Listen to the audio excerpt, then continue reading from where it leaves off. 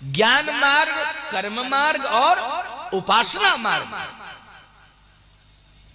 बहुत से लोग हैं जो ग्रामीण जीवन में रहते हैं, ग्रामीण परिवेश में रहते हैं, खेती किसानी करते हैं, कृषक हैं। ईमानदारी से बताओ, उनके लिए सबसे सरल और सुगम मार्ग है कर्म मार्ग। कृषि निरावहि चतुर किसान, जिम बुध तजहि मोह मद मान। कर्म मार्ग, आप लोग कर्म मार्ग के माध्यम से भगवान को प्राप्त कर सकते हैं। और सुनिए, भक्ति मार्ग, जिसको उपासना मार्ग कहते हैं। हम महात्मा लोग उपासना मार्ग के माध्यम से भगवान को प्राप्त करते हैं। वो लोग करते हैं कि नहीं?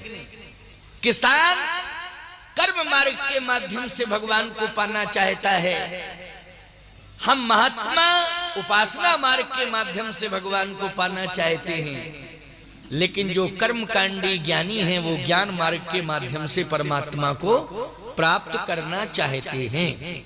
लेकिन मार्ग हैं 3। अच्छा, आप विचार करना, अयोध्या में ही वो परमात्मा क्यों आया? बोलो, अयोध्या में परमात्मा प्रकट हुआ कि नहीं? परमात्मा अयोध्या में क्यों प्रकट हुआ? क्योंकि अयोध्या में 3 मार्गों का निर्माण महाराज श्री दशरथ के जीवन में 3 मार्गों की उपलब्धि हुई। महाराज श्री दशरथ के जीवन में 3 मार्गों की उपलब्धि हो चुकी थी। आप कहो महाराज 3 मार्गों की उपलब्धि? हाँ, ज्ञान मार्ग के रूप में कौशल्या मिल गई, और कर्म मार्ग के रूप में कैकेयी मिल गई, और उपासना मार्ग के रूप में सुमित्रा मिल गई। बोलो, ये 3 मार्ग उपलब्ध हुए कि नहीं हुए महाराज? ये सौभाग्य है महाराज दशरथ का। लोग कहते हैं दशरथ जी ने 3-3 शादियां की।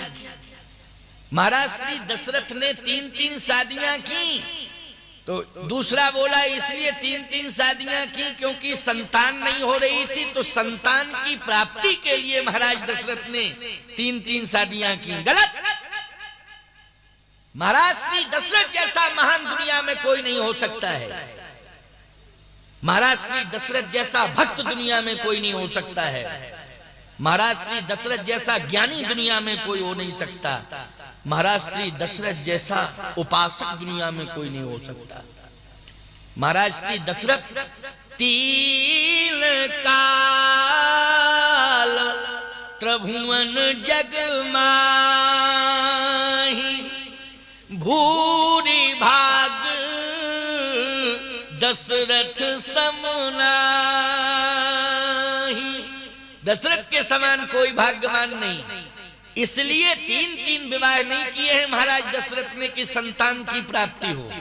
फिर महाराज श्री दशरथ ने तो 3 मार्गों का चयन किया है कि किसी न किसी एक मार्ग के माध्यम से भगवान मुझे जरूर मिल जाएंगे, हम भगवान तक पहुंच जाएंगे, या भगवान मेरे पास आ जाएगा।